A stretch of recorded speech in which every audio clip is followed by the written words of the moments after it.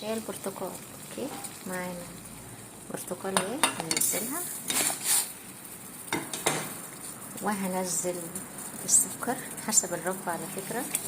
اوكي، وهنزل جنزبيل قطعة صغيرة جدا وليمونة، وهنزل كمان معاها واحدة قرفة وقرنفل 3 وحبهان 3.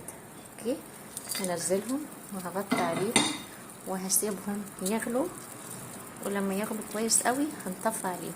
اوكي، طبعا لو عندك براد اللي هو سوري كاتل اللي هو ازاز اغلي فيه، لكن الكاتل اللي عندي مش ازاز. اوكي، هنغطي عليه، نحط عليهم وهنسيبهم لما يغلوا، هنشوف هنعمل ايه. كده احلى شاي طبعا، تحفه يا بنات وحلو جدا، حاولوا تجربوه، حلو جدا للبرد وفيه فيتامين سي وتحفه. وطبعا بعد ما غلي اهو. اوكي، حلو جدا، حاولوا تجربوا الطريقه دي. طريقه حلوه وبتدفي وكله فيتامين سي. اوكي، باي باي بقى، مش نسوني في اللايك والاشتراك.